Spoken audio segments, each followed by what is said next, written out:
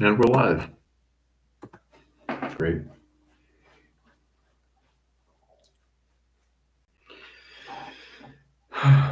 Good morning.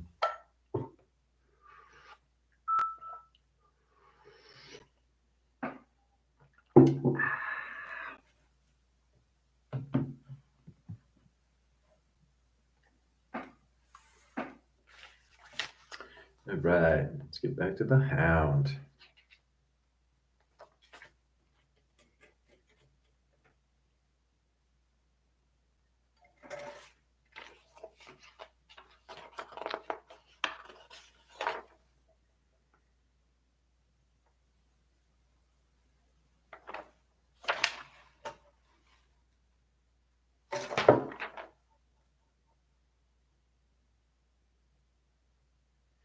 Trying to figure out where this last part goes. One part left on a runner.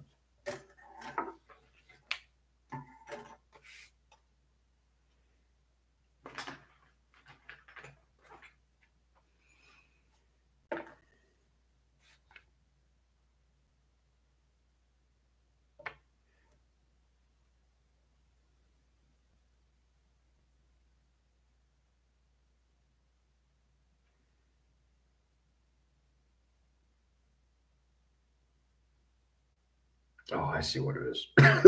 Reading the numbers wrong on this. It's like, what the fuck?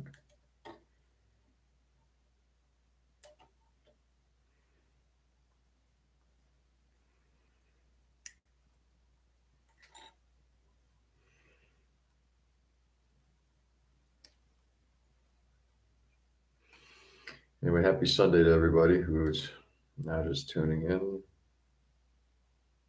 Now, nobody's on right now. People will be on a little bit, I'm assuming.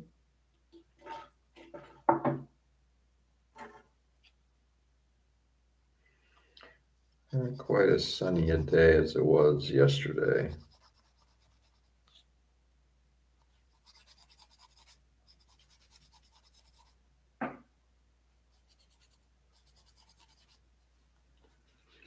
Hey, Joe, good morning. Got a little bit of artificial light going on.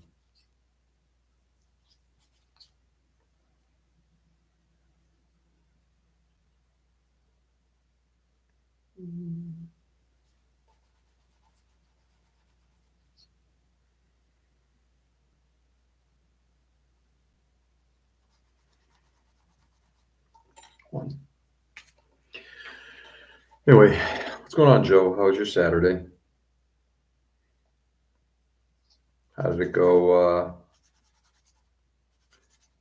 How did the model shopping go? Oh, YouTube started your video chat and left running. Started, really? Was there a second one on, Joe? Because the last one, that's odd. I tried starting one and it said it would fail, so I couldn't connect, so I killed it.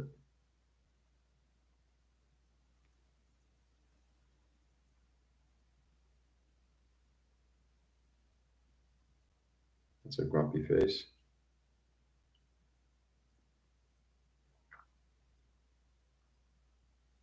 Yeah, we're gonna kill that one right now.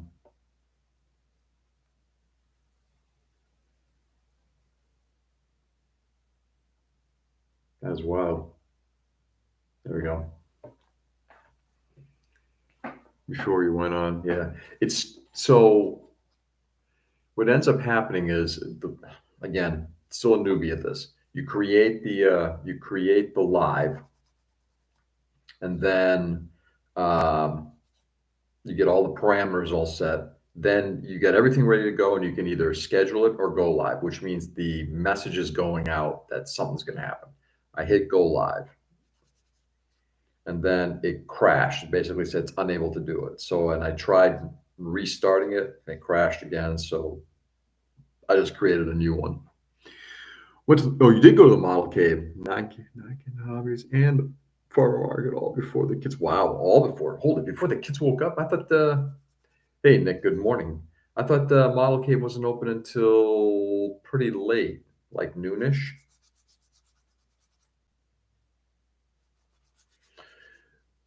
How do, Nick? How are you? How's your work day?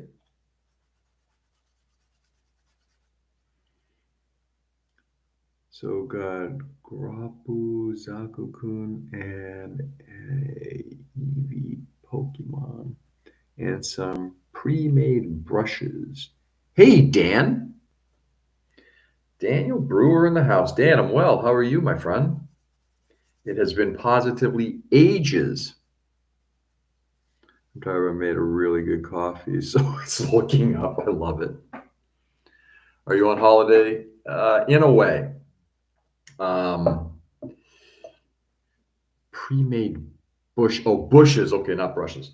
Um, Dan, just to kind of give you the short version of it, my wife has taken a job up in Maine last summer, so summer of 2024, and she is primarily living up in Maine while myself and the family are living down in Massachusetts. I come up here when I can. She comes down to Massachusetts when she can. So this weekend, I'm helping set up. She's moved into a new house up in here in Maine, so I'm helping her set up her house this weekend. So I am here in Maine with my wife at her place. Works good. Made a lot of easy money, over 100 an hour. Holy shit. Wow. Are they hiring? How skilled do you have to be?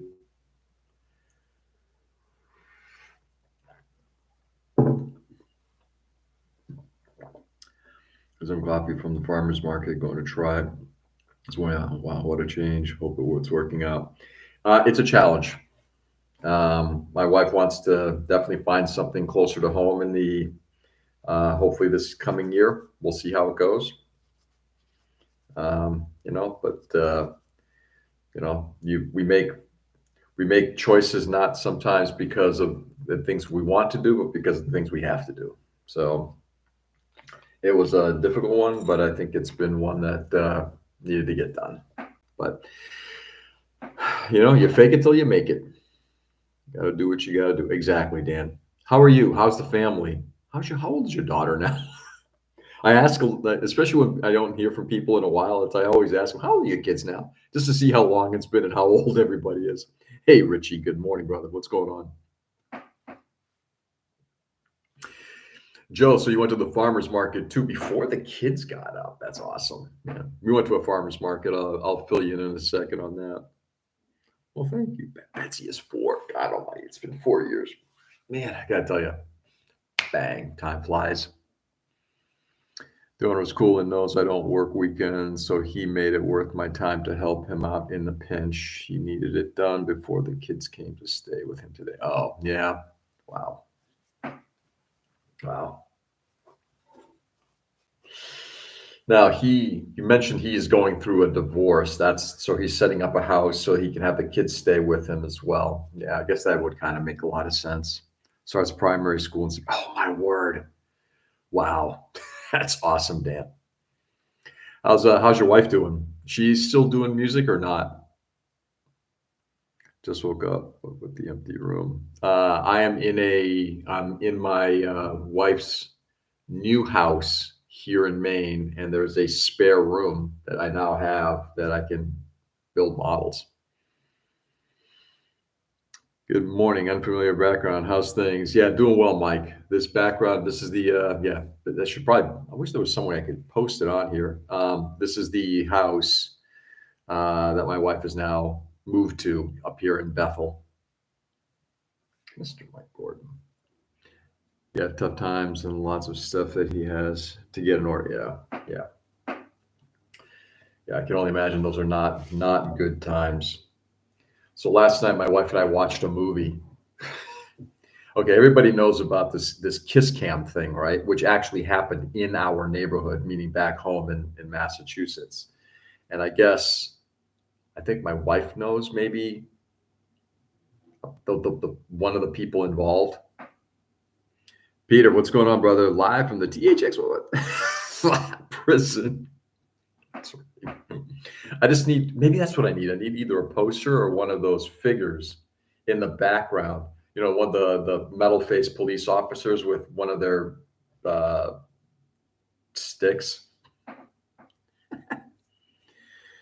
Sweet George got a second work area. Yeah, I do, which is kind of cool. It's nice to be able to do this when I'm up here. I've been catching up on the late night streams. You speak a lot of sense. Really enjoying them. Nah, I appreciate it, Dan. This world has gone crazy. I mean, I got to tell you, I don't. This won't be the time for the politics. I try to save that for the Thursday nights. But in a very small nutshell, I am sorry and embarrassed for what's going on, particularly to an international audience. I feel awful about it, but these are just crazy times, and we just have to find our way through them. A chrome-plated cop, yeah. We're getting excited for back on. Flyer is hanging in the store. Nice. We're excited to have you, Mike. I'm serious. It's going to be a great time. It's going to be a great time. Um, we've got a few new things that we're kind of be doing. I think the two seminars are going to be kind of important this year in trying to drive I think more people in. The rest of the stuff is going to be about the same. We've got more tables coming. So I think all in all, it's going to be a good time. I can't believe our build event is next weekend. Time flies, Richie. Time flies. That's which one is that? Is that the one over at the anime place?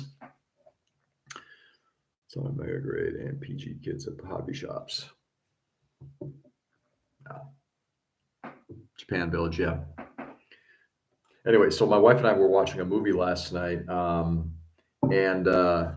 so that the Kiss Cam scandal, right? That's the I guess the CEO and his secretary kissing at a basketball game, and it was recorded, and they were embarrassed because it wasn't the guy's wife. Anyway, so last night while we're watching Netflix,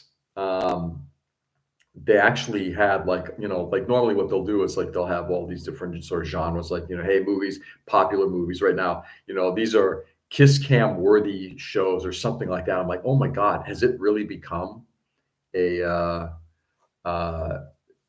has it really become a thing? I mean, that's like gone international. Oh my god, it's crazy. Catherine is still in music, joined a funk jazz band, so slightly different from the indie band. Yeah. Is she working at all with oh God, what was it?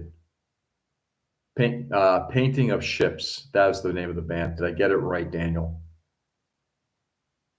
Can reserve 3 tables. There will be lots of Gundam. I love it. I love it. It's all over my feed. I know it's bizarre.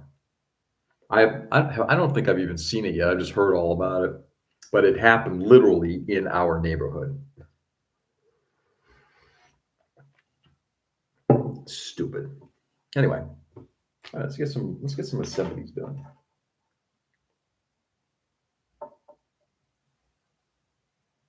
That's BF.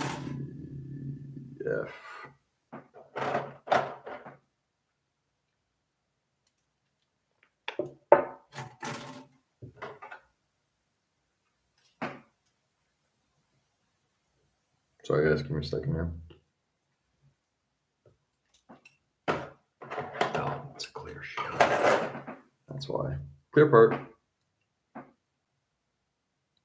Painting of Ships, taking a break. Okay. The band's taking a break, or she's taking a break from that? By the way, guys, if you guys don't know, Daniel's wife is a musician, and having picked up a number of their albums, can't recommend them enough. Find them on Bandcamp. Paintings of Ships. Also took my kids out to the Daly's restaurant and Pandemonium Game Shop. Oh, nice. So yesterday was a good day for stuff like that. Speaking of Gundam, have you all heard the new Gundam card game? Been a decent seller since it's released last week. know of the card game. I would recommend, Mike, bringing some of that with you to PackCon. I'm sure there will be people who'd be interested in something like that. I did not know it's been released. I know that Premium Bandai did a release back at the beginning of the year, sold out like that. But that's cool to hear, man. Mike, yeah, bring some. I'll when you're there, I'll pick them up from you. I'll pick up a few packs from you. At a certain point, you have to feel bad for the spouse and children of the situation. They have to keep reliving it over and over. Those social media and memes that keep coming. Oh yeah. First of all, I'm completely in that camp. I don't belabor it or anything like that, Nick. I think it is a unfortunate thing. Um, in fact, I feel terrible for the kids. We know the school that they go to, um, and I can only imagine the shit those kids are getting about that. You know, and at that age, your brain don't process it the same way as say an adult can. You know, it's not a good situation. Yeah. And trust me when I'm saying I'm not making light of it. It's just interesting that it's become so globalized. Where I picked up some minis. Nice. Thanks, G. And on Spotify. Thank you. Sorry. I'm a download purchase kind of guy rather than streaming only. The museum starter pack looks so good. Yeah. I'm kind of excited about it. Bandai did cards years ago, not a game, but an actual card set. A friend of mine picked them up a while ago. It's like, man, I got to tell you, wish I'd picked them up myself. Wait, another Kiss Cam scandal. That is not the Coldplay concert. No, it's that's the one we're talking about, Joe. But it's become a very big thing. Yeah, because that Coldplay concert was local to us.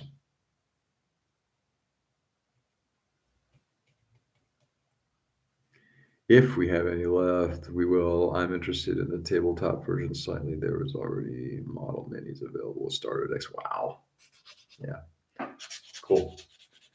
In that case, maybe I won't pick any up because that's all I need is another hobby. The worst thing with that Kiss Cam is that they got caught at a Coldplay. Yeah. Well. Yeah. I think there's a lot of bad stuff going on with that, and I think it is as Nick rightfully pointed out, the ramifications of that. It's become such a meme and a joke, but the ramifications from that are going to be bad. You know, it's just such a yeah. It's not a good thing. I'm gonna go out on a limb and say it. You know, if I were doing business with that guy, I'd start to question his morality. You know, look, you're unhappily married, move on. I can understand that, but not that way. Not that way. All right, let's get this. Let's kind of get this assembled if I can. All right, so we're literally working on the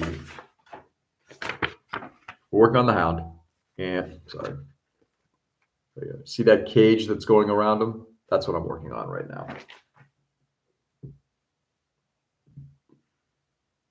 This is working.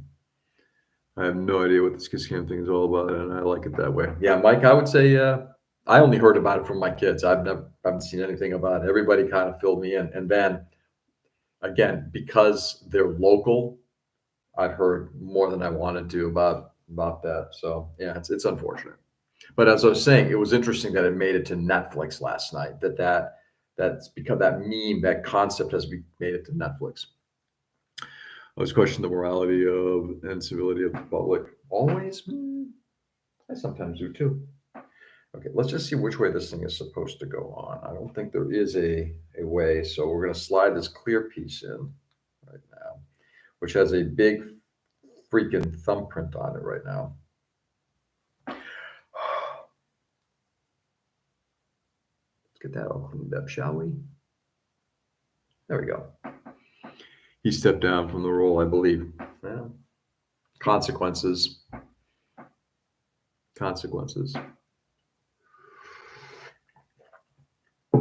Anyway, happy Sunday, everybody. How's things going? What's going on in everybody's world? How did everybody's Saturday go? Anything fun planned for Sunday?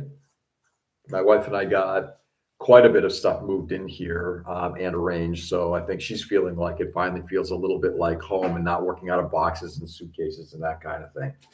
So that's a good thing. F5, B4.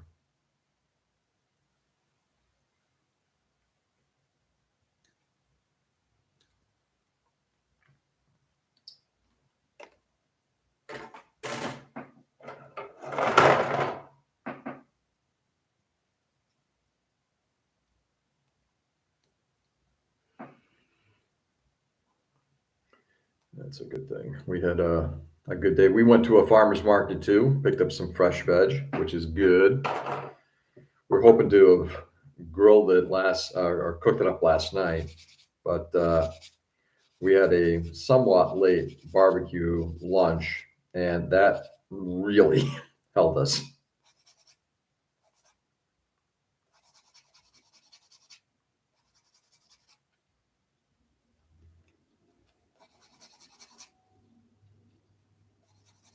There you go. Busy outside in the yard. Still, one project led to another. I'm hoping to be back enjoying the backyard in August, just before it starts to snow. Exactly, Mike. Jeez, man. Man, your yard must look fabulous, Mike.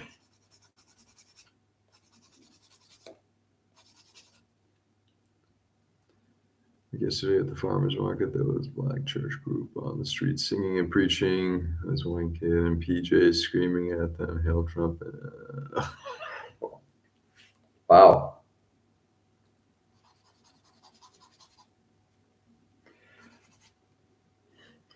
That's a special kind of evil there, Joe.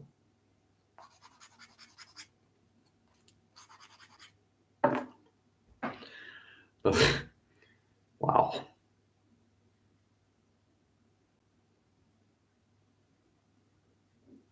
I was busy, did a lot of walking and bill pay. Walking and bill pay, and I was in bed by 8:45 last night. I was tired. Yeah, I bet. So you did a lot of, did you say walking, Richie? Where'd you walk to, brother? I'm hoping it will next year. It looks more like a construction zone. Wow, dude. No shit. Currently working on my cerulean project, Have Zakugan. Ooh, cool. How's it coming along, Daniel? I'm no longer on Instagram, so I don't typically follow what's going on. But I remember all of your projects previously and the amount of work you've done to them. I'm assuming this is going to be another very extensive customization project. I had the same reaction.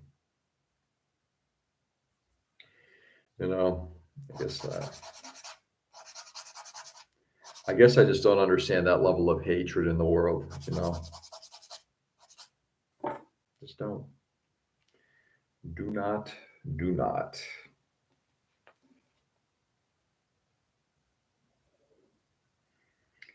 Never will.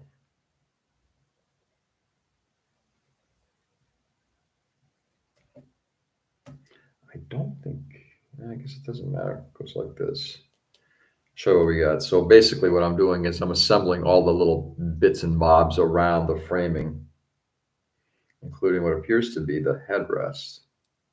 Can't imagine this is the most comfortable thing somebody could be riding in. Did food shopping, drop off laundry off stuff. Okay, cool. And Richie, I'm assuming that's just all within a few blocks of where you are, correct? That's awesome, man. I will say there is something really, really awesome about being able to do all that kind of stuff. Just walk to places and do that kind of thing.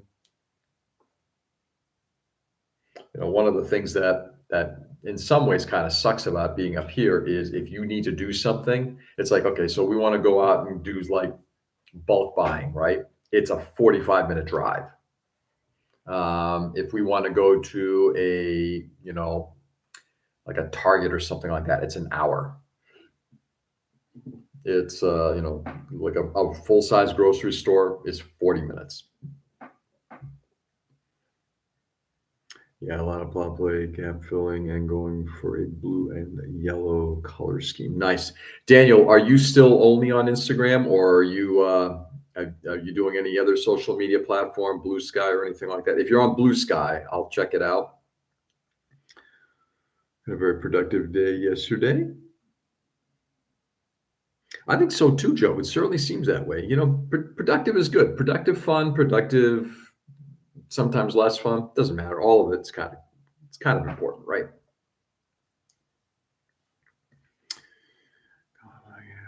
Yeah, everything close is that city life. Yeah, which is at some point both boon and bane. Because at the same time with city life, it's like, okay, I need to get away from it. Like one of the things I do like here, it's like, let's see if I can just turn this around real quickly.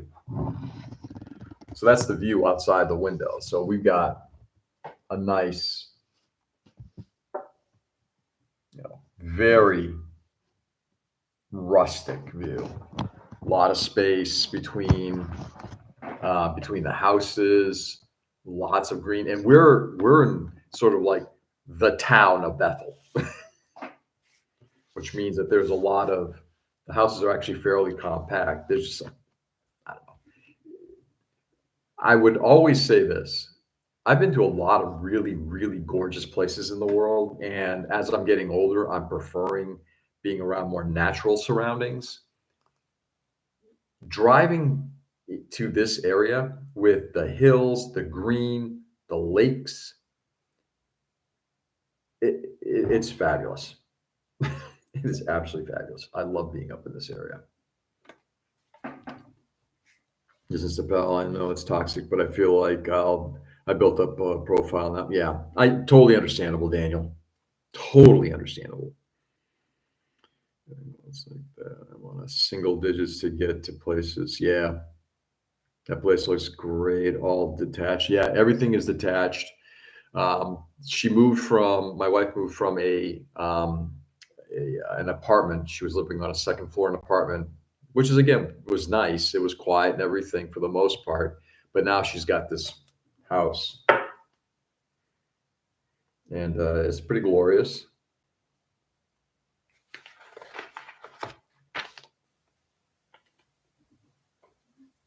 But just the ability to see like the mountains. And we're not talking about like hills. We're talking about mountains. Driving into New Hampshire, driving through New Hampshire to get to see some of these places up here. It's just, yeah, it's awesome. Can't say enough good things about this place. Imagine a kid in a yellow rain jacket with a red balloon standing looking back at you. That's kind of crazy. Yeah, not so crazy. I mean, this place shuts down though. I mean, which is kind of nuts. Okay, let's see. Just trying to get this thing.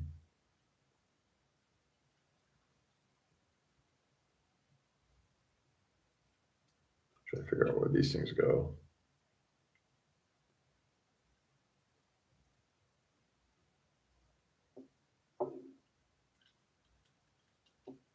Oh, I see. Okay. I'm almost figuring it out. Top holes. This is really fragile, which means this is going to be fun pushing this stuff in. Oops, forgot a nub. Hype for Fantastic Four.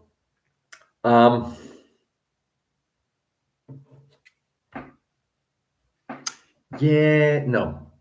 I was just been talking to my no. So last night there's a theater literally a mile down the road from us, a movie theater. And, looking at what's playing there with the Superman film and the Smurfs and everything like that. So my wife and I are like, is there any? The only reason would be, do you want to go out and see a movie just to see a movie?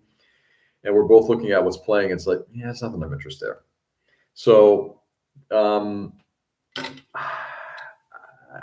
don't know. I'm kind of done with a lot of like that big blockbuster stuff. It looks interesting.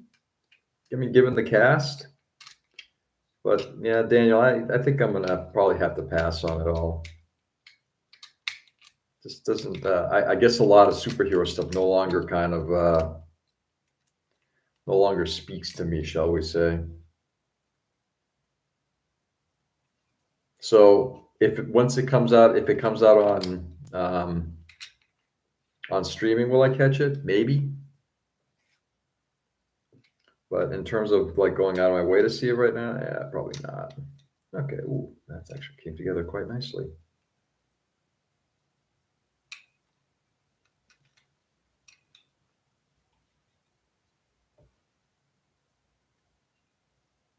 Actually, I mean, just looking at how those parts came together, it's actually pretty damn well done. So, what about you, Daniel? Are you pretty stoked for it? And if yes, what about it makes you kind of like all in? I am legit curious.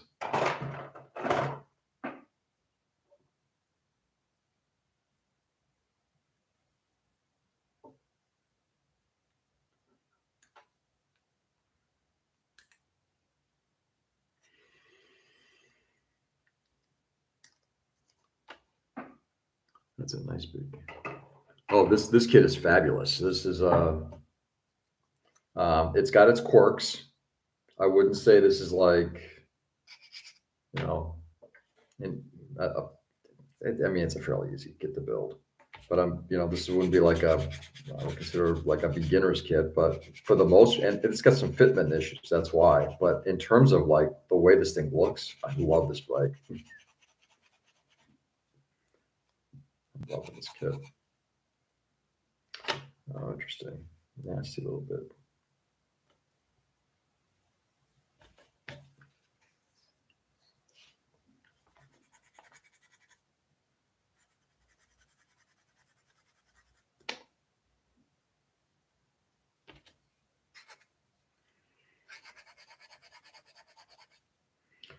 Okay.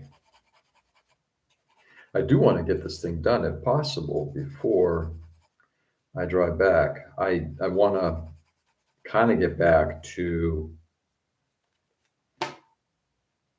the.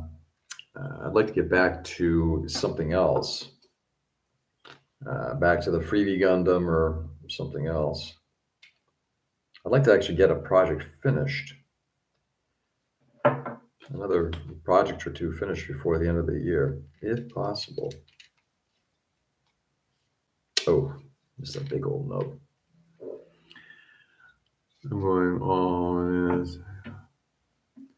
I'm going all in as it be a night off. The missus and child looking to travel to a 4-day. Oh, okay. All right. So this is like a get out of the house kind of thing and go enjoy the film. Okay. So not just the subject itself, but also just the experience of being out. I love it. Yeah. How, Daniel, how are things up in York?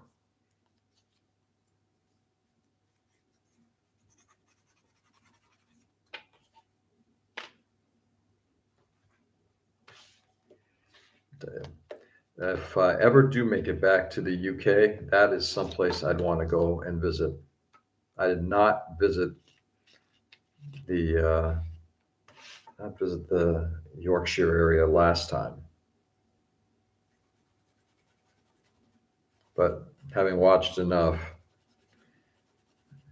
All Creatures Great and Small, it's like, this strikes me as a very idyllic place to be. As soon as I feel this is a lead up to a start. Oh yeah, yeah. I would imagine this is going to be the beginning of a new story arc.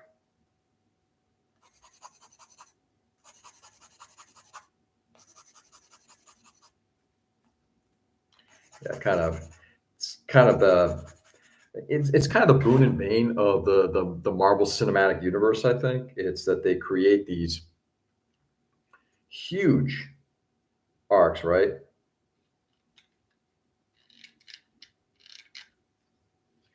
Um, and hopefully they all pan out. There we go. Ooh, that's definitely looking good.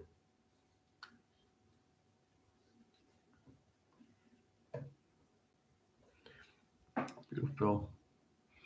Just to say here, compared to London, the place is dripping with history. Yeah, yeah, yeah.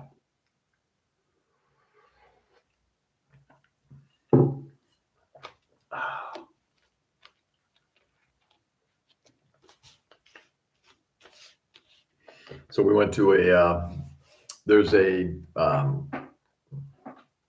don't know what you call it. I guess it's a truck, not truck. There's a barbecue place down the street from us that claims it's the best brisket this side of Texas. Actually, I think it even said that it passes Texas, it beats Texas. Okay. Um, Having had Texas barbecue, boy, that's a tall order, right? So um, I will say this: I had a chicken there that was pretty fabulous. I know, dude. Trust me, I love history. I do too. History's great, except when we repeat the bad parts of it. But I love history. There definitely needs a visit from you and the family. Oh man, from your mouth to God's ears. I would love to come up there. I do want to come back to the UK at some point. Um, my wife and I have talked about a couple things. I'd love to go to Spain at some point. That's been sort of like the plan when we get closer to retirement. But yeah, Nick, it's BS. Hey, don't get me wrong. The chicken was fabulous. Some of the best barbecue I've had outside of Texas. My wife commented that the meat was very well prepared, perhaps a little too, maybe a bit on the burnt side, she said. I'll take her word for it. Mine wasn't that way. She had brisket, I had chicken. Um, but she said the sauce was definitely not good company. I'm like, yeah, I kind of get that. Dollars saying better than Texas. I know it was a tall order. Now, it's been the best barbecue I've had outside of Texas, at least in terms of like fall off the bone kind of thing. It was good. Ooh, 3 parts. See.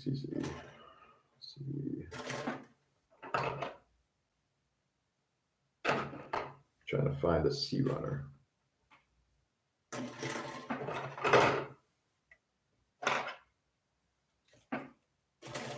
Sea runner. Texas, the home of barbecue. Oh, I know. Best barbecue I ever had was when we were down in. Oh God, we were down in San Antonio, and I know it's going to sound weird. Outside of the zoo, there is a barbecue place that was phenomenal. And having been to Good Company Barbecue on more than a few occasions, yeah, yeah, that's all I'm saying. Yeah. 7, 10, 11.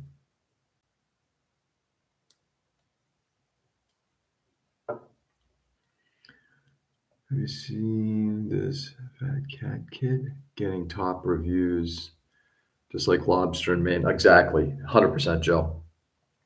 What is the Fat Cat Kid? Who is it by? What is it about? Inquiring minds want to know.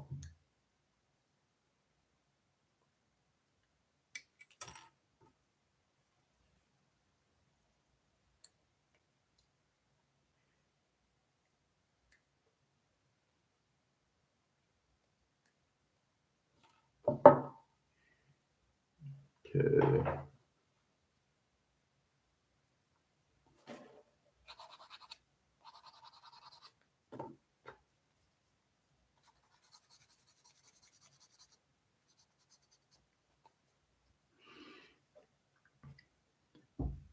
Texas literally has a whole magazine that dedicates an issue to the 50 best barbecue joints, and after it comes out, people will travel across country to go to the number one. Oh yeah, of course.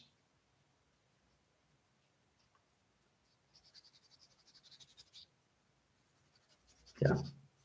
Now, don't get me wrong, and I keep wanting to say this. It's like the barbecue was fabulous. And would I recommend the place? 100%. 100%. But my thing is, whenever you say, we're as good or better than something in Texas, like, man, them's fighting words.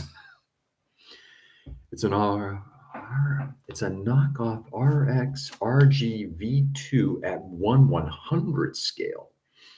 Really? And who's giving it top reviews? And how long before that company gets shut down fast? Wow, interesting.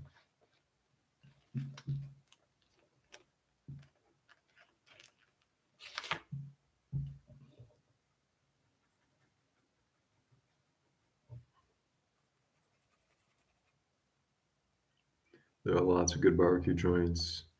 Many hold up to what we make down in Texas. They're out there, but few and far between. Yeah, yeah.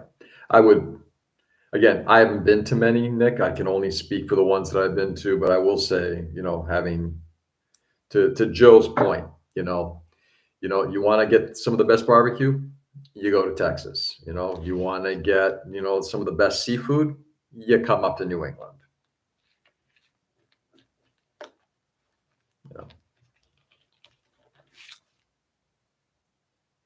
That's just the way it is.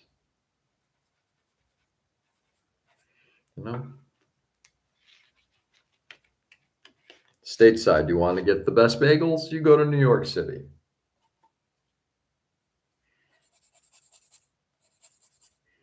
You want the best pizza, go find a Greek.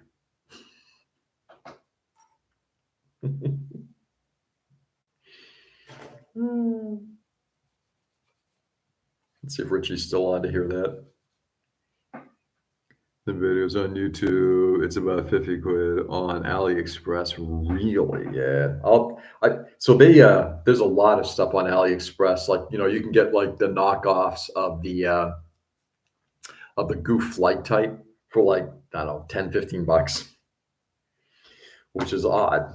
But I guess, I don't know, I guess some of these companies are really taking it to heart on being able to reproduce, some of the stuff that Bandai releases only as P Bandai.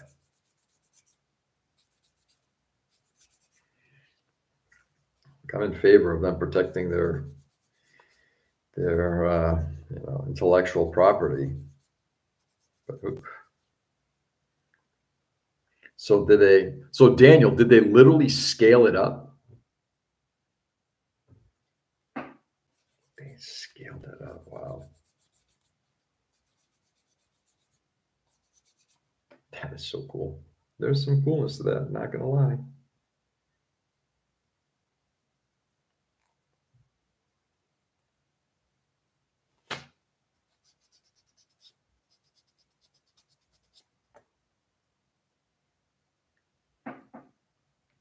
Pizza is Michigan. Pizza is Michigan. I don't know. Having said the comment about Greeks making, the best pizza, some of the best pizza I've had, actually, it's like these really small places, like the original Pepe's in New Haven or Santarpio's in Boston.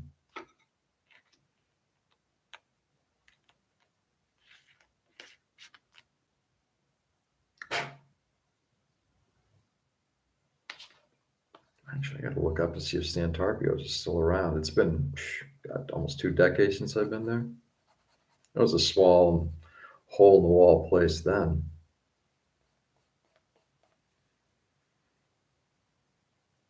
One, two, there we go.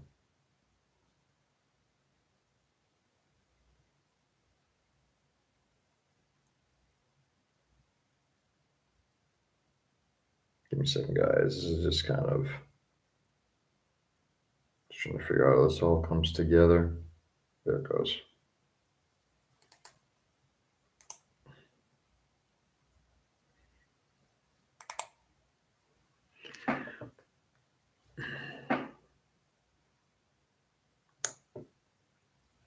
I've been freaking out my kids every now and then when we do pasta. Every now and then, instead of like like pasta sauce or pesto or something like that, I'll just throw chili on top of it. And my kids look at me and it's like that's just like the weirdest thing ever. It's like no, that's Cincinnati style. Little piece of stuff that's hands down the best in town. Two brothers came down from New York like 20 years ago. It's funny. It's called Brothers Pizza. Funny enough, how did they name it that? Scaled up, added more weapons, and a second core fighter. Wow. Dude, that sounds pretty cool. I'll have to take a look at that. I'm on AliExpress on a daily basis, so thank you for that. By the way, Daniel, I know this might be opposite of what of the Gundam side, but they're also the first ones. AliExpress, the first ones, and I'm suggesting this because I love these kits. These are some of my favorite kits. The 1/72nd scale Meng kits so far have proven to be some of the best armor models coming out in 1/72nd scale. They're fabulous models. You can get them really cheap on AliExpress.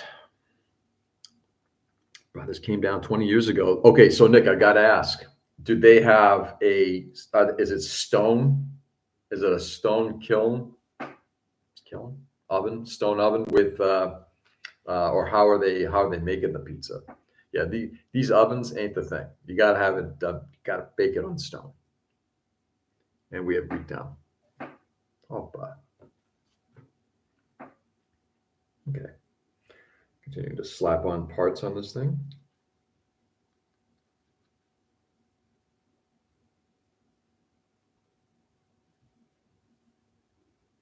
No, we're going to cut back on those. I want to be able to take this thing apart later. Granted, some of these parts won't need to come off, but in case I do. There we go. It's wood-fired oven, yeah. Yeah, wood-fired stone ovens, yeah. That's like what Pepe's is the same way. The unfortunate thing is they've become a bit of a chain. I'm not sure if they sold the company or whatever, so it's branched out beyond New Haven. So now they're in a bunch of different locations and they're all doing the same thing. But that oven, that original oven, there's something special about that. Sorry, repeat that. I heard manga kits. I was saying that if you're interested in trying a different genre, if you wanted to try armor, tanks, Mang is making some of the best 1/72nd scale armor models you can get your hands on. And I say that because one, they're rather inexpensive, like 15 US dollars approximately, and they are fabulous to build. Absolutely fabulous.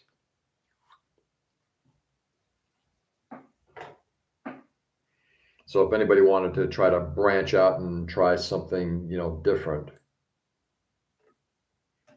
without going to the, because Meng makes, I've assembled a couple of Meng, one, maybe two, 1/35th scale tanks, and they're fabulous, but lots of parts, not inexpensive. So for a fraction of the price, you can build a 1/72nd scale version with literally the same amount of detail on it.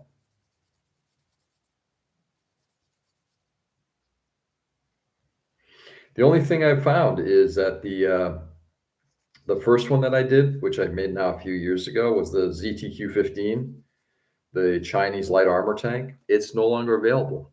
Kind of bumming about that. I'd like to build a Mark II Meng. Yeah, Meng, Chinese company making armor planes. They also have from what I understand, some of the best Evangelion kits too, and some cars. Some of their cars are like nuts. Check them out. I would, again, I have no skin in the game, but I would recommend check out Meng and see what they have to offer in general. It's pretty interesting stuff. I would like to build a Mark II.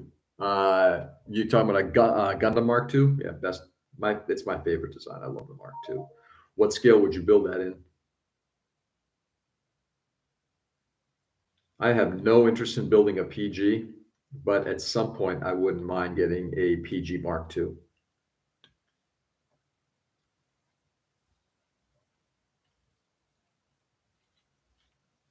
That didn't come quite together as well as I'd like. I'm wondering if there's something that's supposed to go there. We'll see. We'll see. That just to me looks a little incomplete.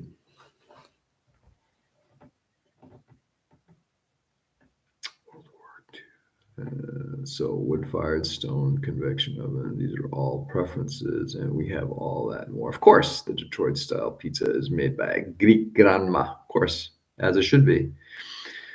The boys at my IPMS model club would be happy to see me building something there. Yeah, I'm sure they would. And for that specific reason, it's like, yeah, I'm not going to do that for you guys. What's the World War II Mark II?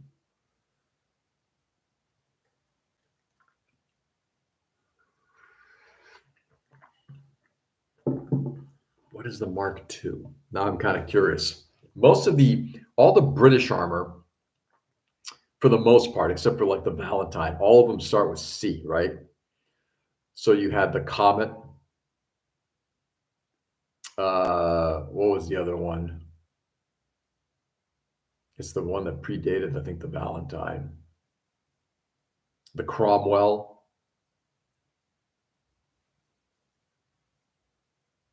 Anyway, I'm just spacing out on the rest of them. And then, of course, you have, the American tanks, specifically the M4. And then the German tanks, Tiger, Panther, that's kind of it. I mean, get different varieties of them. But which one's the Mark II? Now you got me curious, Daniel.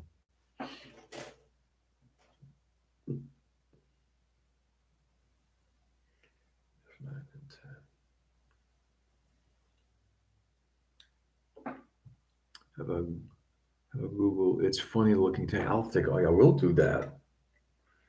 Mark II. No Sicilian, but it's close enough, right? We all Greek. Well, Greeks like to think so. Greeks like to think everybody descended from the Greeks. Yeah, Sicilian's not Greek.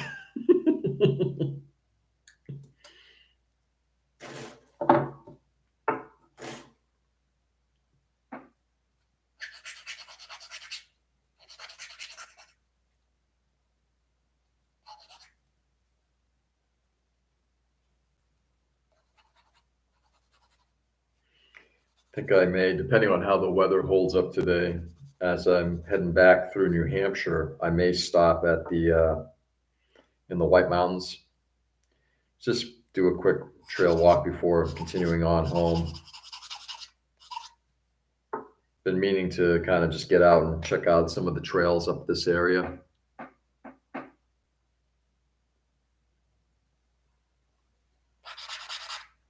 Yeah, it just depends on what time we're kind of wrapped up with anything my wife needs.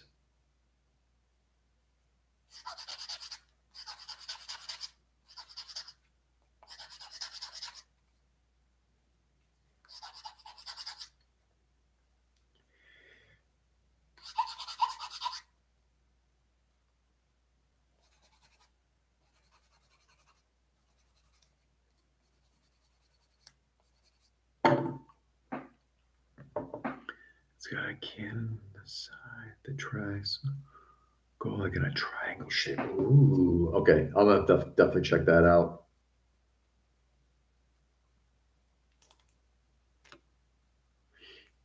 I very much enjoy listening to or watching on YouTube the Totally Tank podcast, which is fantastic because basically these two guys are, two Australians who are getting, drinking beer and talking about a tank of the month. I've learned a lot about, stuff. It's kind of what got me into, in some way into different armor. As they've introduced me to stuff, it's like, oh, I never saw it. Oh, that's a cool looking tank.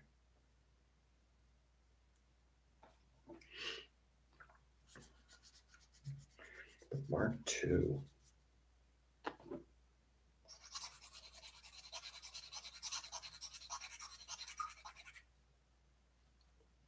Nick, I'm sanding.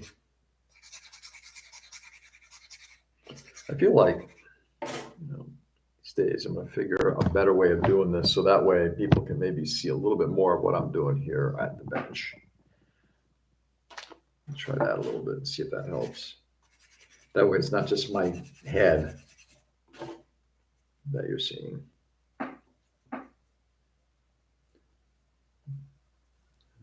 Not the best terminology there. Yeah, I wouldn't worry about it too much. We're not rivet counters, are we, Daniel? No. Oh, the Cerritos was $60. Eesh. $60? What scale? I thought it was a fairly small model. I didn't realize it was $60. Eesh. I didn't get it, but it's tempting. Wow. $60.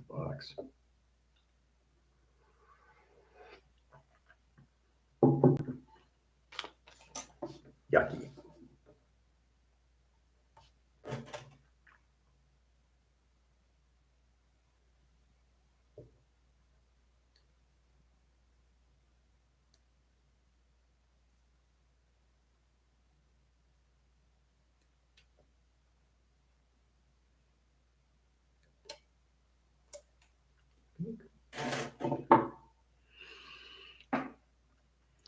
How's work been of late? Um, in a nutshell, unpleasant. Really, the workload has been. It's what's the best way of putting it? It's not been to the point of. Yeah, I'm gonna do this very quickly. Work has been less than fun. The two issues are one, we don't know what our future is. That might change tomorrow. As we are having a meeting as a company to talk about the future of the company. And it looks like there might be a company coming in to buy us. We don't know. Won't know till tomorrow. And then the second part is just the overload. It's not like I'm feeling like I'm overworked, but it's just being pulled in so many different directions and things that are not part of my job description. So all of that has made it less than enjoyable. Less than enjoyable. Just not liking it. So it is what it is, just over 7 years to retire. The question is, am I going to be retiring from this company? Or am I going to be retiring from another company? Right now, don't know. Genuinely don't know.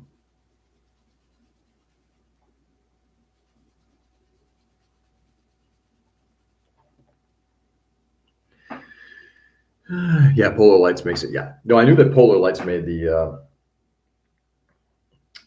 it. I just didn't realize it was $60. Wow, man! I tell you, some of these small companies just really. I'm not sure if that's the cost for the property, but ugh, that's not good.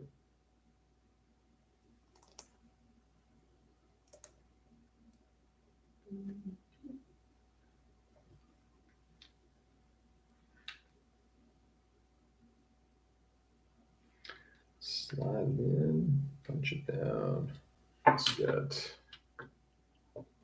Yeah, sorry. Yeah, it is what it is, Daniel.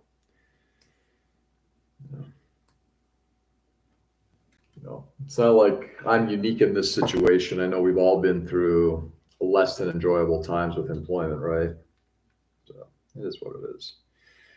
This is why I'm trying to get to the point where I just all I want to do is come home, hang with my family, build some models, and that's kind of it. Be done with it.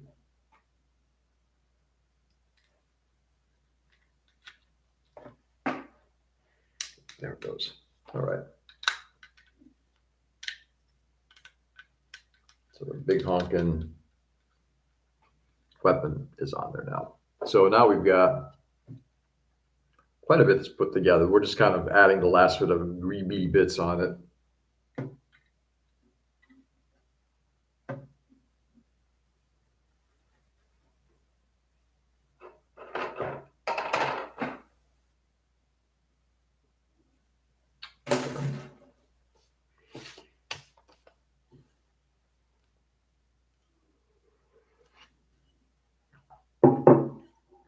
No glue needed. No glue needed.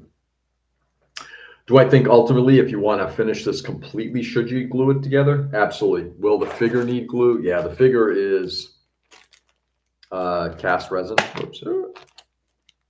It is cast resin, so that will need to be glued together.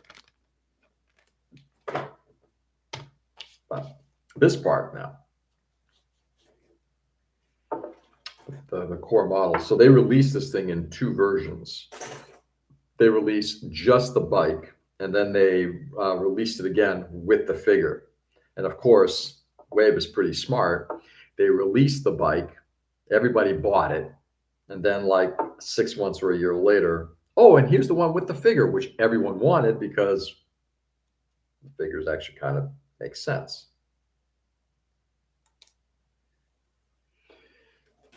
So a lot of us then bought it again. I donated my first kit to a friend at the chapter, hoping someday he'll have an opportunity to work on it. Because it's just it's a good model. It really is a good model.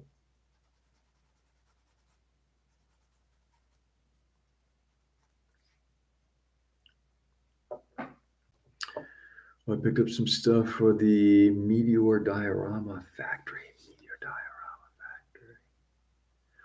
What's the Meteor again, Joe? That sounds like a plane. Do mask up on working resin. I've rarely worked on resin, but yes, either that or I'll just have some kind of an extraction system, blow the stuff away, suck it into something. But yeah, yes. I'm not looking to injure myself working on resin, but at the same time, to be honest, I've only worked on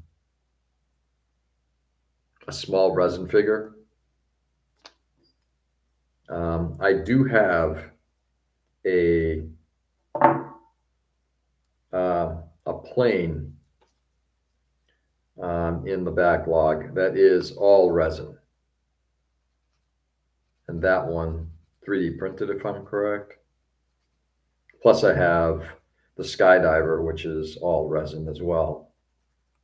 And those will, yeah, that would probably be kind of getting a new mask. I need to find another mask. My mask currently is not in great shape. Had it for a bunch of years. The rubber bands have kind of broken off, so time to replace.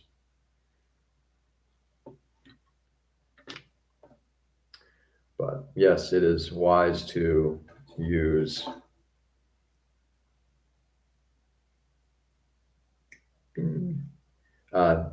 a mask.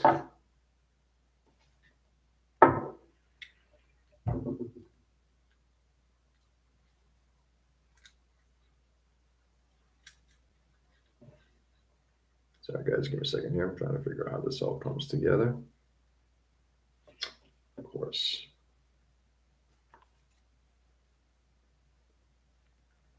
That's for the Zaku 3. Meteor Diorama. Oh, interesting.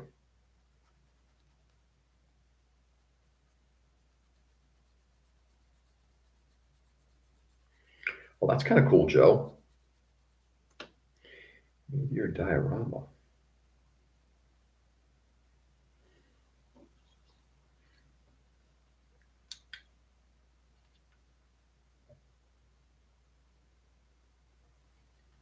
I'm hearing things.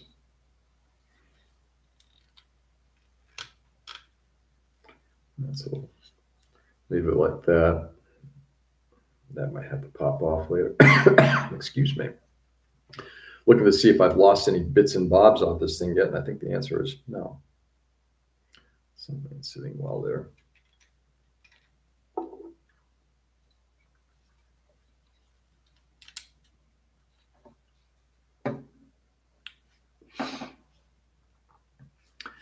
That's a photo of it. I can't remember. Yeah, no worries. I bought a resin kit, not knowing I'm thinking of giving away, but as I don't need that hassle in my life. Yeah, I think if you're concerned with health issues because of that, yeah, I would absolutely say resin's not going to be in the same like with lacquer paints. It's just not something that one would want to torture themselves with, right?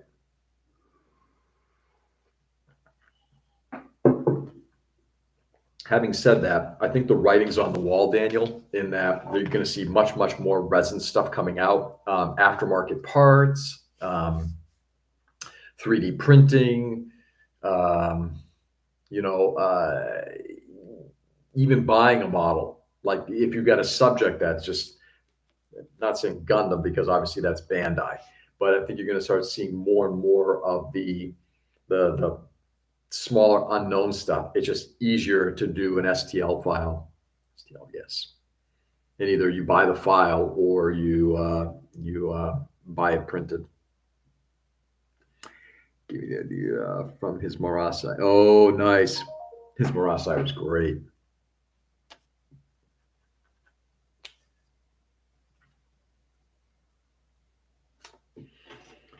Mirror, mirror.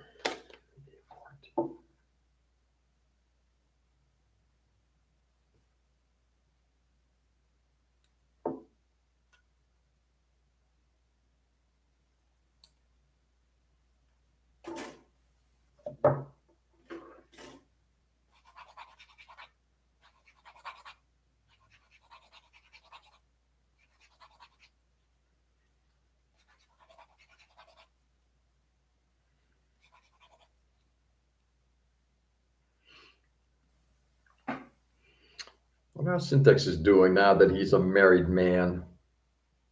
I miss that man.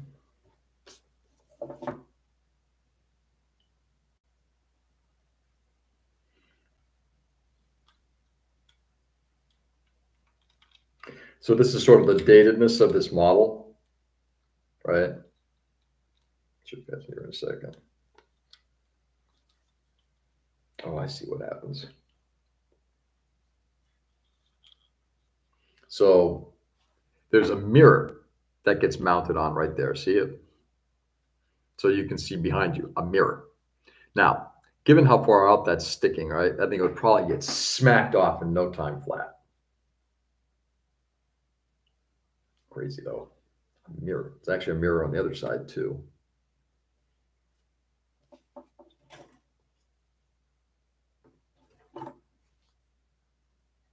I do like the way they're attached to this thing. It's kind of groovy.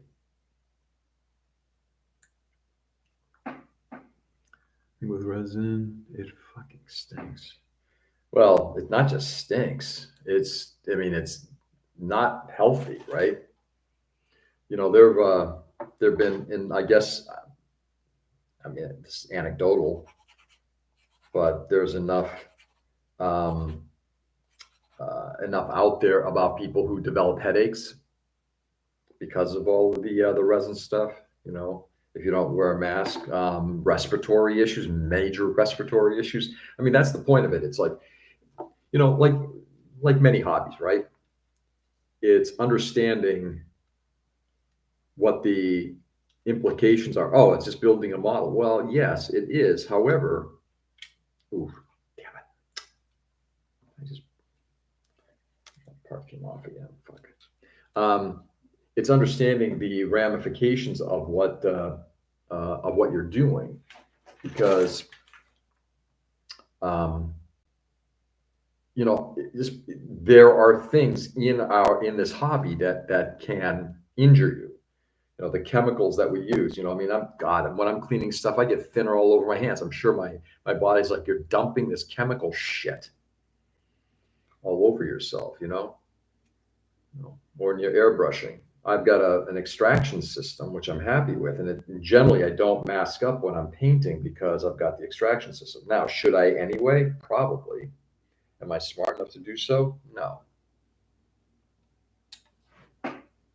Okay. Actually, I'm going to leave that piece off. We'll put it on at a later point. We're going to put the mirror on now. So the point of any of this stuff is just that, be safe in how you're doing things as best as you possibly can. And like I said, for me, like airbrushing is always, I've got a down extraction system. So usually I'm painting down into the extraction system.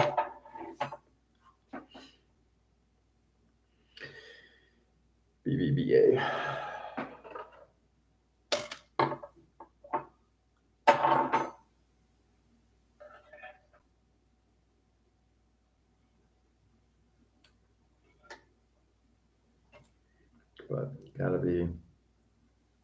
Gotta be wise about how you do it.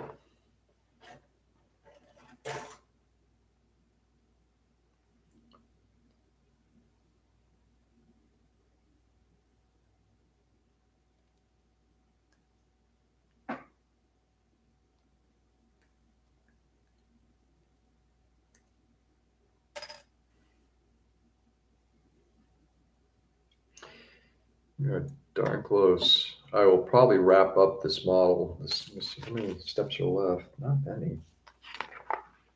Yeah, I'm actually kind of pretty darn close. Once this model's done, I'll probably call it a session. But I got probably another 20, 25 minutes left.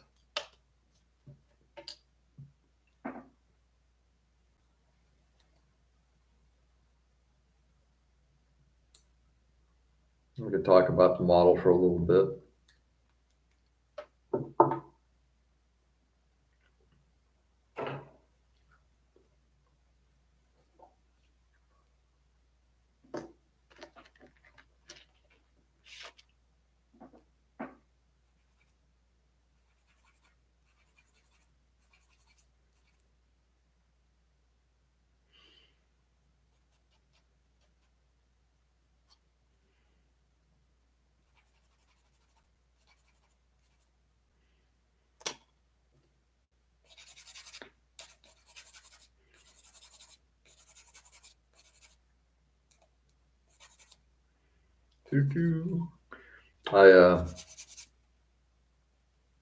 It was funny. We took yesterday. We were talking about files and methodology, and it's interesting when you get to like you kind of instinctively know how to do certain things. What was it that I was reading in Outliers a while ago? That you do something for, was it? I guess if you do something for like 10,000 hours, you become basically expert, like genuinely expert at something. I think I'm pretty close to having 1,000 hours worth of 10,000 hours worth of sanding and cleanup work. That I feel pretty confident in my finishes.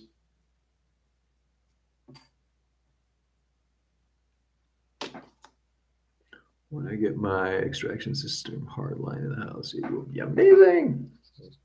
Should be pretty straightforward though. Joe, did you pick up that Vivor extraction system?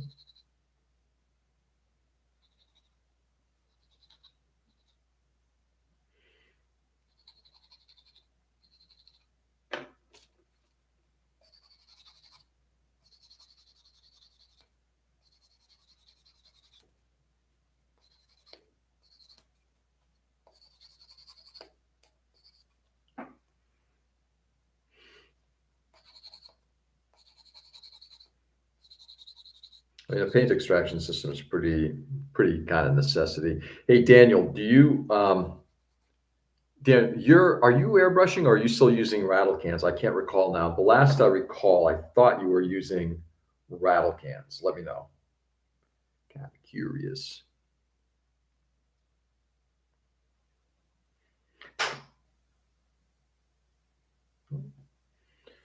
Let's get that old line removed.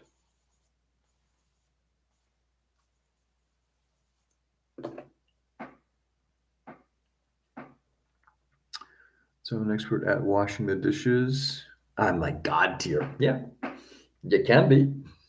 You do something long enough, you become expert, whether it's something you want to be expert at or not. Yeah.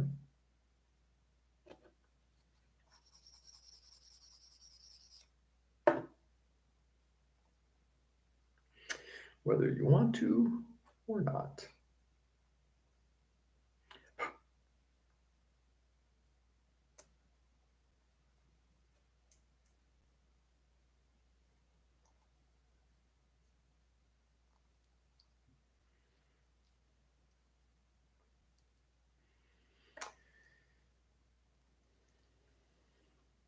Check 1, 2.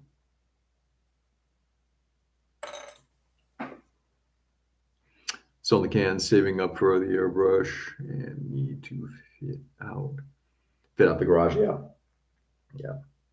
How cold do your winters get? Can you do airbrushing in the winter?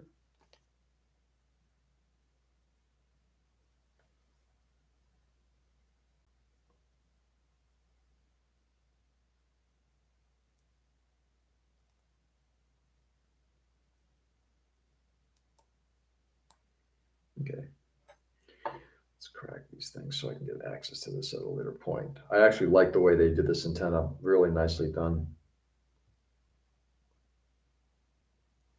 I want to take a look to see how close it is to scale, but I think it's pretty damn good. Yeah, the V-board paint booth I wanted, also a room extraction motor. Yeah, that should be pretty straightforward though, Joe, being able to do that.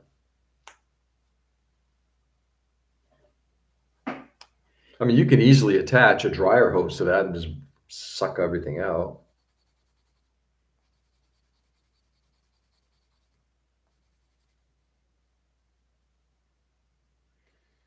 Not the cleanest way. This is where, gluing something together is going to come in super handy at a later point.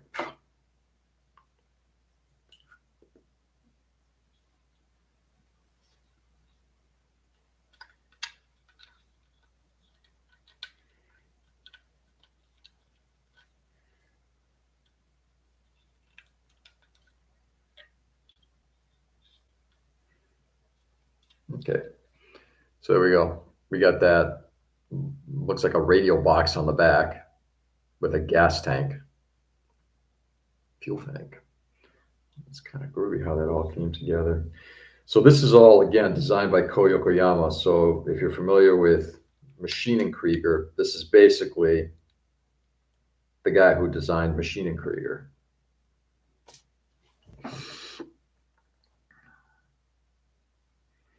The amount of time cleaning the brush is putting me off slightly. Yeah, the without a doubt, Daniel, airbrush cleaning sucks. However, and especially when you get stuff inside that just causes it to gum up. However, having said that, especially with airbrushing lacquers or enamels, solvent-based paints, and I hate to say this, but their cleanup is generally pretty easy, generally. And you also get, when you see the finish work that you get with that, the ability to do not just like base painting, but also to do like super thinning of the paint and being able to feather something on, using it for weathering, all of that stuff. It becomes more of a versatile tool than just using like a can. And look, I'm not trying to sell you on it. I know that you know the benefits of airbrushing, but once you've experienced it, it's like it really comes down to it becomes a bit of a no-brainer in that what's the term we have here? The juice is worth the squeeze. In the sky, which I just got to map out how I will lay in the walls. I want simple but hidden. Yeah. Oh, but hidden. Yeah, that'll be entertaining. November, no more spring until March. Ooh, yeah. And that just sits on the wheel. Yeah, it's sitting on, not on the wheel, but this is sitting on sort of like this back part. If you're talking about this piece that I just added on. Day and night. Yeah. Yeah. But again, in terms of like things like convenience, I know a number of people who, just use rattle cans for primer because it's just like you just shotgun that stuff everywhere, which is both good and bad. The downside, I look at it also from just, it takes a lot more effort to prime, especially if you're priming individual parts. There's a lot more effort to do priming with an airbrush, but I also think that there's a lot more waste with it too. So again, they're all tools, right? And finding the tool that works for you is what makes sense. I've got kits I'm saving for the airbrush. Yeah.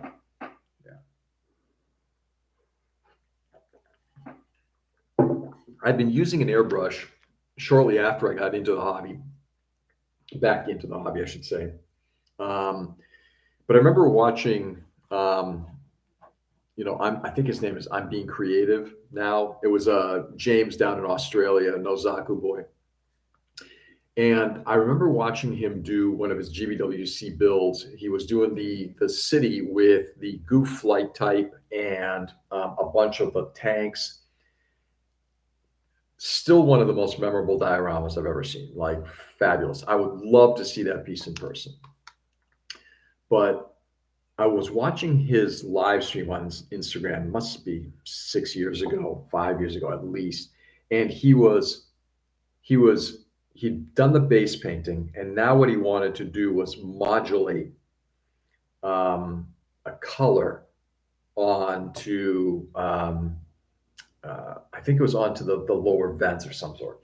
And what he did was he used a whatever contrasting color, and he had a little bit of tape, and he put a piece of masking tape down and very thin paint, and just did a couple of passes, a little thicker at the top, a little thinner at the bottom, and then he removed the tape. And again, this is on live stream, so I can't see what it looked like up close and in person. But what I saw in his live stream, it's like that's pretty impressive. And then over the years, when I've been watching more videos of different artists, guys like Adam Wilder or Martin Kovach, um, in particular, but also some of the other Gundam folks that I've talked to. It's the ability to do stuff that you can't as easily do with either a hand brush or with a can. It kind of created that whole idea of this is a very powerful tool that sometimes we think about, oh, it's just for base painting. It's like, no, there's a lot more stuff and a lot more cooler stuff you can do with it than just base painting. Hey, Edwin, good evening. Hopefully make the jump next year. Nice. Yeah. And Daniel, just so you don't even have to go hardcore and buy the most expensive airbrush or anything like that. I think that's another one of those, oh my God, you have to go get a Harder and Steenbeck and pay like $350, or a Grex and pay 400. It's like, great. Those are, I'm sure, fabulous airbrushes. I'm not taking away from them. But you can start with a $30 or $40 AliExpress special. I think Martin Kovach, let's put it this way: the guy's no slouch. He's using a Chengdu or something like that, a Chinese knockoff brush, and maybe he's upgraded to something a little bit better, but it's not that much better. Edwin, what's going on, my friend? How are you?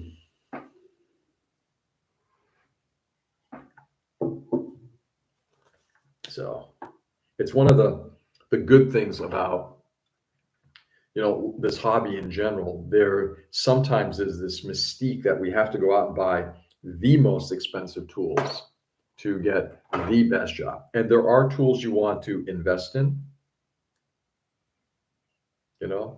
I think from what I've seen, if it came to like chisels, I would invest in, if money allowed it, I would invest in BMC,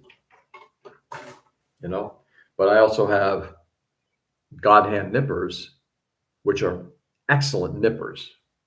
However, for 20%, 25% the price, the nippers that I use at my main bench that Ray gave me, $15 single bladed knockoffs through AliExpress.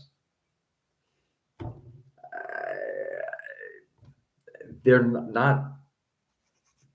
They're great. Are these things 4 times better? No, not even close. Working on the towel box set, dry brush, all the troops. Ooh, nice. Work on the plane and drone tomorrow. After that, we'll work on my own orc army. Nice. Good for you, Edwin. How is the towel box set coming along? It's funny, like dry brushing techniques are just so. I love dry brushing. It's funny that dry brushing has this. It's like, ooh, it's not real painting. What are you talking about? Who cares? It's a method. Use it. There it is.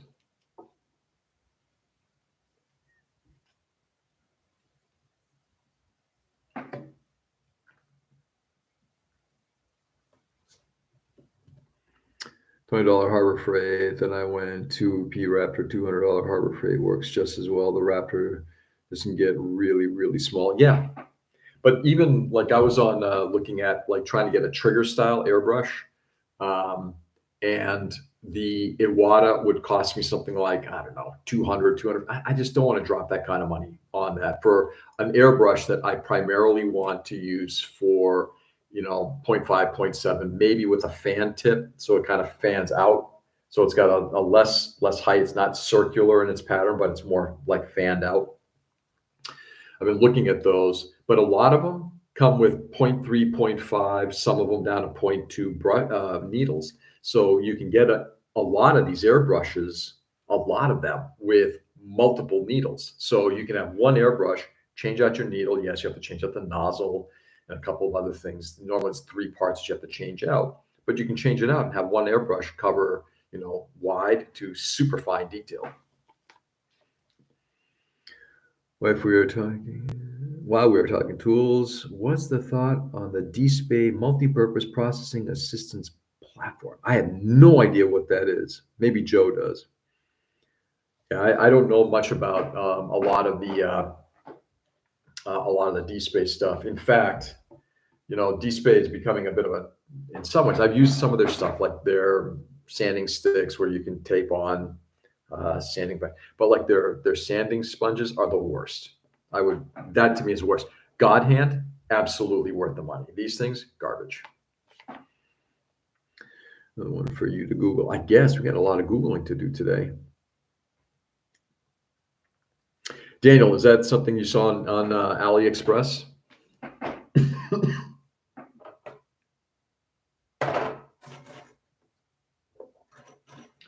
This is my DED pile of runners.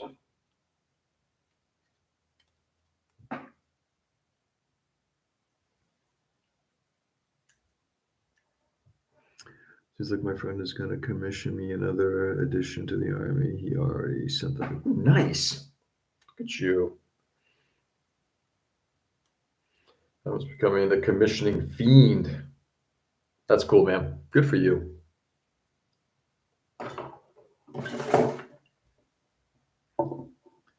It's been out for a month on DSPay and stuff. I'll take a look at that.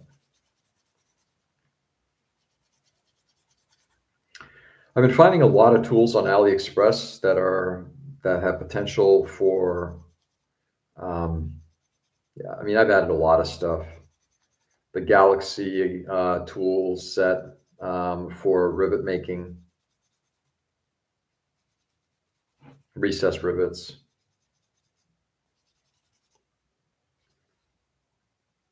My stands are from U-Star.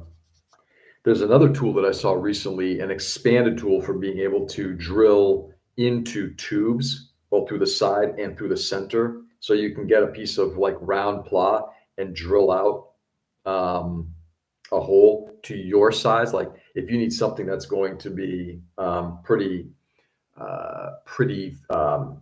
thin-walled, you can do that. I was looking for it yesterday. No, I don't know it. It's a really interesting hand vise. Oh, that's what it's called? DSPay Multi-Purpose Processing Assistant Platform. It has grooves for sanding on angles and cutting on angles. Interesting. I will take a look for that later.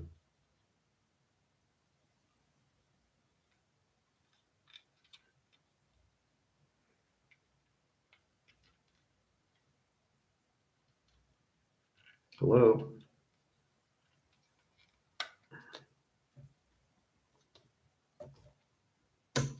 Stay.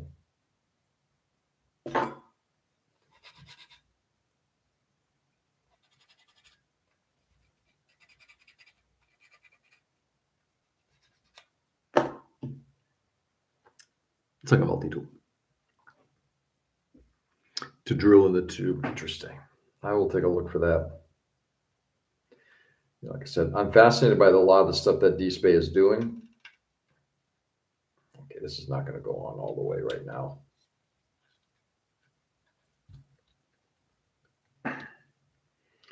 It's a tight fit, but it gets me close enough. So we got the tailpipe on that thing kind of all set. We got a little bit of a roll cage to do. Let's just call it what it is. A multi-tool hand vise. Hey, Tom, good morning. Joe Medical Shop has it in stock. Nick, what's your first impression after seeing it? I'll probably also supply the terrain for the game store. Nice. Looking at Warhammer 40 tournament terrain settings. Cool. Done with the display multi-block. I guess is that what it's called? I'll take a look at that.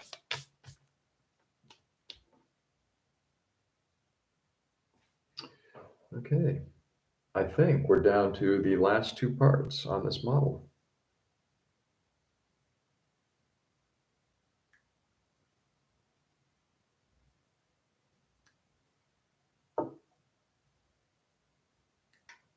Yikes. Careful.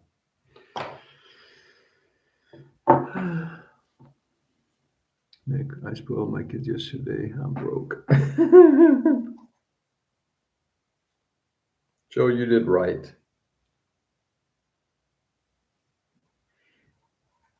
Are we supposed to spoil our kids?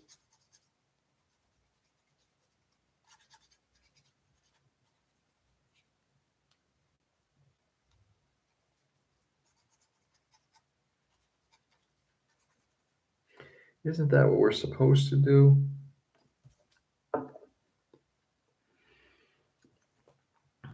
On two minds to get one.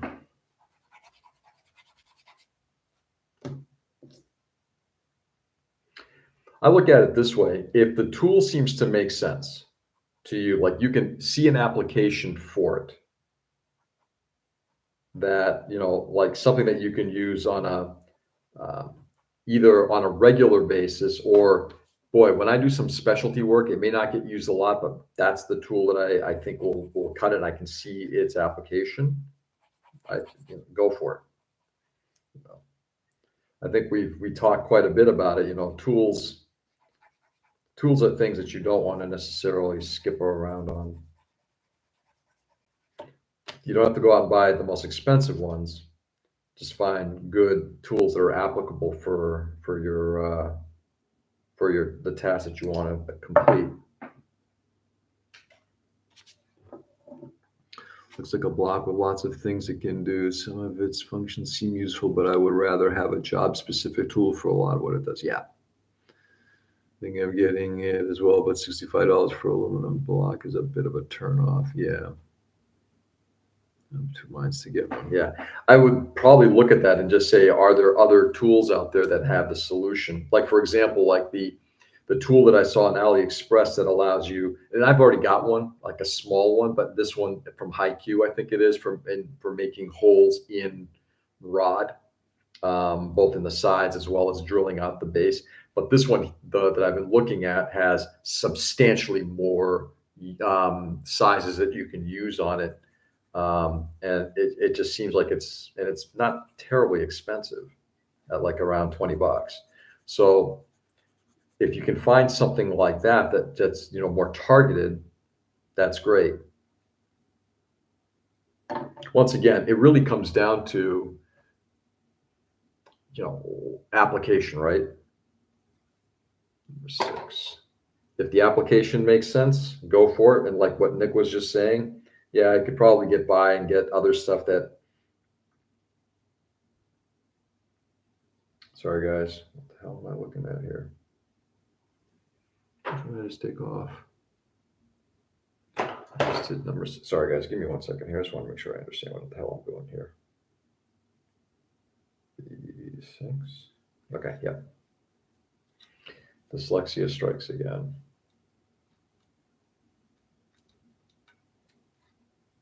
Oh, man. Don't want to break this.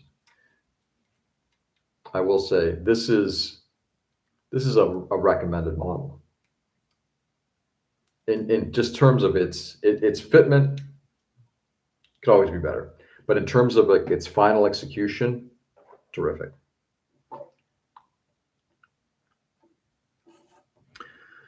Joe, sell a kid off and get the whole tool. Get all the tools. That's not a bad idea. Spoil the kids. It's a debate for sure. I thought grandparents were. Yeah, yeah. Theoretically, that's how it should go. Yes, you are correct, Joe. What's the tool for rivets? There are a number of different ones. So Galaxy makes a variety of basically they're little wheels with points on them, and they're different pitches that allow you to basically just roll the wheel over a surface to be able to evenly create rivets. So that way you don't do what Nick does, which is basically draw out all the locations and individually drill a hole. One just helps expedite. They both accomplish the same thing. One just helps expedite. Now, that full set, I'm not going to say it wasn't cheap, but for me, that just made a lot of sense. I can just pull that set out. What pitch do I need? Pull out the tool, and I'm ready to go. And it'll get done in fairly quick order. I'd like to think so. Had it for a number of years now. Had it almost 20. Actually, it is 23 years. I love my watch. I mean, for as much as I love anything that is a material thing. Anyway, MSA, how are you? Good evening or good day. Rivets, lots of tools. Just depends on what type of rivet you want. Exactly. Good morning, guys. Hey, good morning, Ken. What's going on, brother? Ken. It's by needle and gen. Right. Yeah, because the other one is at some point I would love to get them, but it would be a massive investment. And I'm not sure I want to make that kind of an investment right now. The RP Tools rivet making tool, the one where you literally hammer out little rivets that you can then glue on, you're probably looking at, in terms of like getting that whole set, probably like $500. It's like, can you name a word? I cannot. Yeah, unfortunately, MSA, I cannot. Sorry. Time to harvest garlic. Actually, about a week late. Really? Mike, are you bringing garlic with you to PATCon? No such tool. Let's see. Oh, yeah. Yeah, but there are all sorts of tools out there for making a physical raised rivet or a recessed rivet. Absolutely. Yeah. Who is it? There's a company that actually makes can't remember if it was RP Tools. No, it couldn't be. There's somebody else who made like these drag along types, but those were not inexpensive. And so this set from Galaxy was more reasonably priced, shall we say. But if you get the whole set, you're still looking at, I think I spent around $80 for it. Okay, something is not sitting in there well, which is fine because ultimately this is going to come together. This will all get glued together at a later date. But this model is now, except for the figure, officially done. Snapped up. It's rough right now. There's so much that needs to get done to this thing.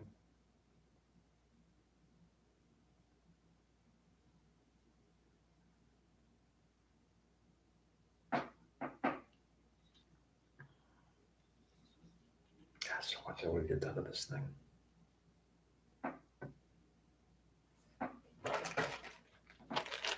And the only thing I'm not going to work on right now is the figure.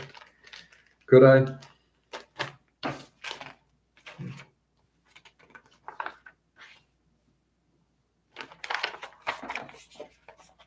Come on, it's not that hard. It is when my brain is on Sunday mode, and how much coffee have I had? Less than half a cup, half a mug.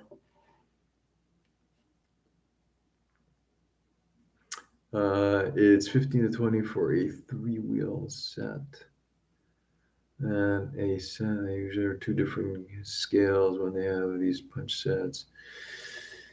My favorite is the kids that leaves a dome in them. Yeah, Those are relatively cheap. Those are the various sizes of basically needles that just punch down. Yeah, those are good if you're looking to have sort of like that little raised needle. But if you're looking just for a hole, like if you're doing like a 1/72nd scale plane, running that tool right across would make a lot more sense. And there is me sanding rods and shopping. Oh God, and chopping. Yeah. Oh God, no, no. In that case, I would recommend, depending on how big you need them to be, Daniel, I would recommend doing pre-made rivets. You know, like the wave rivets that I've used in the past. Right now, I'm just going to paint it. I'm sorry, just going to snap it up. But the more I look at this thing, Nick, the more I'm enjoying what I'm seeing here.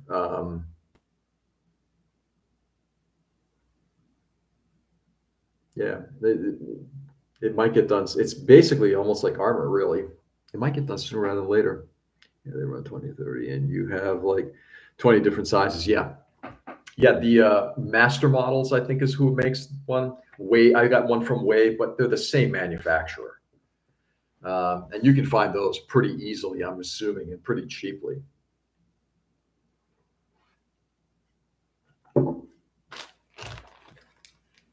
Let's pop this bag open just to see what these things look like. To Daniel's earlier point, though, I may not be working on this because if I have to sand anything, this is resin, and I'm not going to sand resin in this house. You're going to regret not picking up that kit. Yeah. Average roasting rules are putting me off using the wave rivets. Yeah, I gotta tell you. You know, I gotta tell you, Daniel, and forgive me for saying this, fuck GBWC. You know, if there are parts, let's say both aesthetically or functionally, that will help your model accomplish what you envision it to be, and a company decides, well, if you're going to compete in our show, you need to use only X, Y, and Z, and you can't use A, B, and C. I guess you have to change your artistic vision in order to accomplish what they want you to accomplish, which I personally, again, everybody's got their deal. And Daniel, please take this for what it is. This is why I generally don't give two shits about GBWC. I'm not talking about the models or the modelers, but as a competition, it just doesn't matter to me. Because I don't know that I would ever want somebody to say to me, yeah, you can't build it that way. Fuck you. I'll build this model any fucking way I want. You know? And in fact, what's interesting is, and I'm gonna go out on a little bit of a limb here, okay? IPMS usually gets vilified for its view on, rivet counting. GBWC is much worse. So you can vilify IPMS as much as you want. Yes, I know I'm a convert and I've drunk the Kool-Aid and everything like that, but fuck GBWC. Specifically because you're telling me how to build my model. I don't need you to do that. Sorry, Daniel, if I went on a bit of a tirade there, but that is sort of my view on that subject matter. Excuse me as I get my cheek nippers out.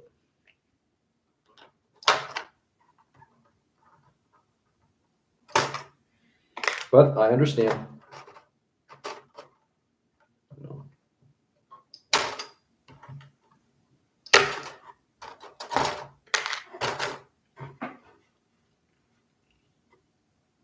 But it's quite a nice scratch building the rivets.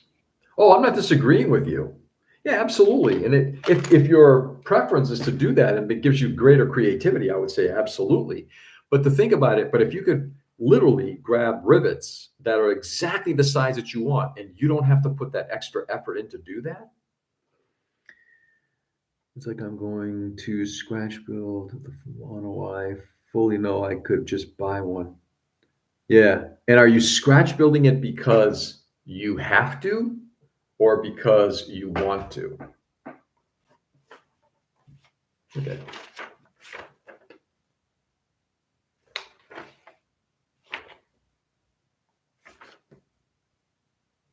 So they're actually telling you, oh yeah, this is interesting. Full instructions on how to deal with cleaning the parts and gluing them all together and yada yada and so on and so forth. But I will say, when you're done with this figure,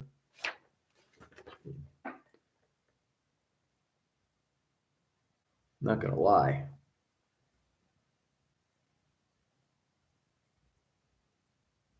that figure,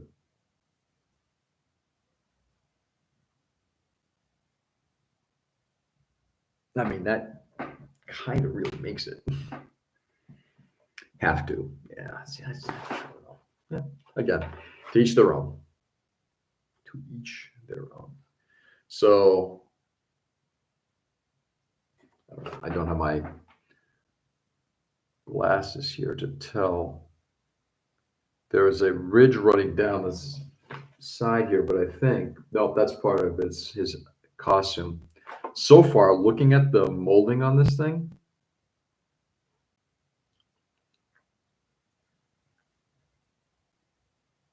I mean, it is like you see this line running down the center here. That's actually designed in. It's not a seam. Because if you take a look at the top shoulders, there's nothing there. It's clean.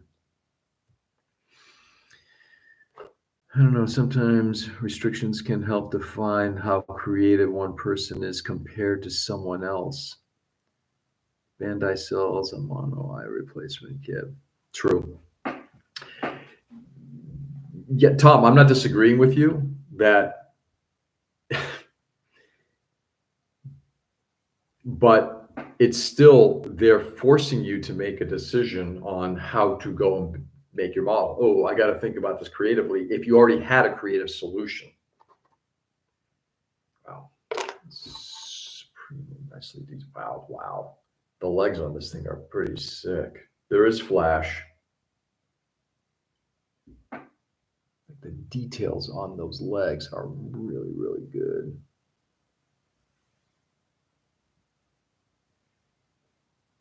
Yeah, there's definitely going to be cleanup in the finger areas, the really fine detailed areas where parts are separated. There's just flash inside, but boy, that does look really good.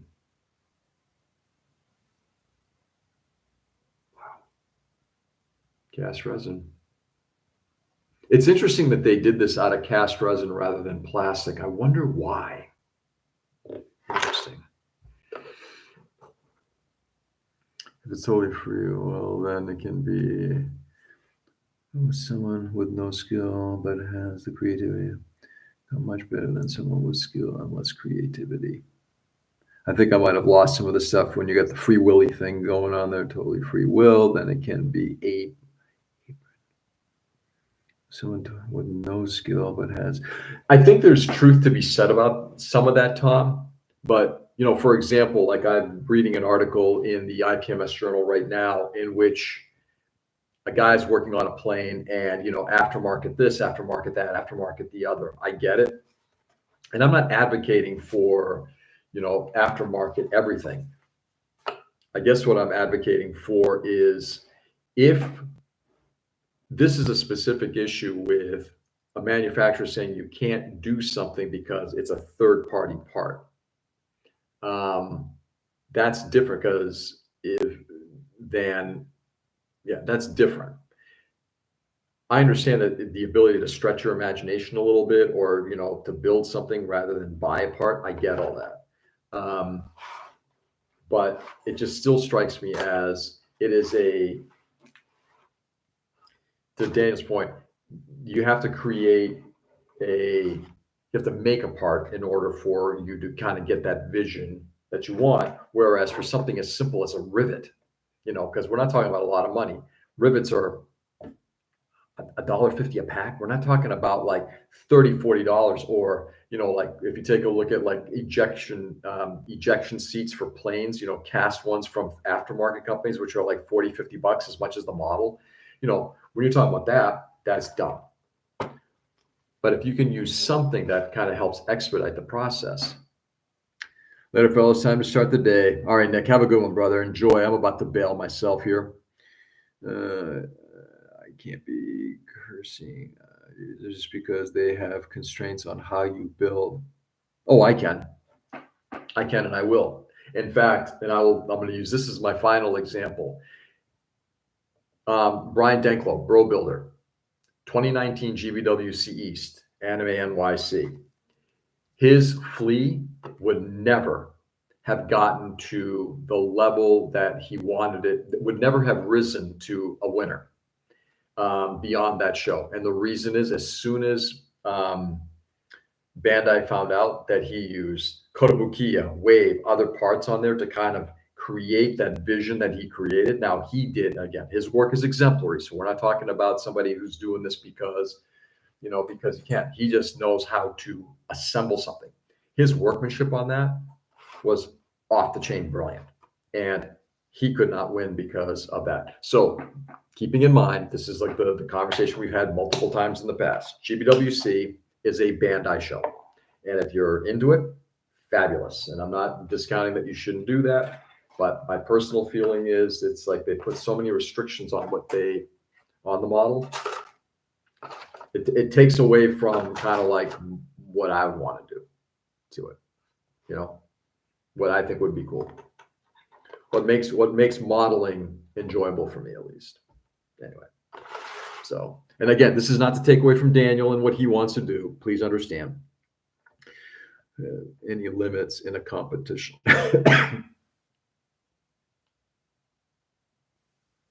Yeah. Yeah. Once again, we're focusing on the competition side, and I usually like to focus more on the artistic side. Like if I've got an artistic vision, I want to fulfill that artistic vision more so than what the competition rules say. Screw it. This is why, again, I don't compete anymore either. Anyway, this thing is all done. It's all boxed up. It's ready to be put somewhere safely. I may likely finish that sooner rather than later. What does that mean? Couldn't tell you. That's my good super glue. You look at the guy that makes dinosaurs out of one Gundam kit with only that Gundam kit. It's creative. Yeah, but that's his vision. That's again, Tom, I think we're talking a little bit of a different thing. We're talking about rivets. We're literally adding little round dots. You can make them yourself. Yeah, you can go out and buy hundreds of dollars in tools or $50 or whatever it is in tools, or you can get a pack for $1.50. But if Bandai finds out that you use Wave rivets, ding! I just want the shiny silver badge you get for competing. Okay. Hey, everybody's got their thing. I totally understand it. Oh, you know what? It's getting brighter out there. Maybe we can turn off this light. Love it. I agree with George. It's kind of lame to disallow your company's parts into a comp. Yeah. And again, we're not talking about it taking up more than a fraction of a percent of the model. If you're replacing stuff with like Brian Denklo, the majority of his model wasn't Bandai. It had Bandai and, like I said, a whole host of stuff. He would get totally dinged for something like that. Anyway, Joe, have a good one, brother. Anyway, time for me to bail too. I'm going to go wrap up stuff here with my wife, get the morning started. I'll be on the road early mid-afternoon. And then tomorrow morning, I'll be back at the workbench. Edwin, have a lovely evening, my friend. Thank you. So it's normal if it's not going to really. No, I agree. But again, Tom, my earlier comment stands. This is why I don't care for GBWC. My personal opinion. Enjoy the morning, pal. Daniel, me too. Thank you for being on this morning. My best and love to your family and all that. Guys, go out there and do good. Brighten the world as much as you possibly can. Lovely catch up. It was. Daniel, I hope you can make it more often. Always good to see you in the chat. Guys, go out there, brighten the world as much as you can. It's crazy. It's getting nuttier on a daily basis. Let's see what we can do to brighten things up, not just make it shittier for people. I'll be back on tomorrow at the bench, at the main bench, back home. Enjoy the day. Do good. Love you all. Catch you on the flip. Peace.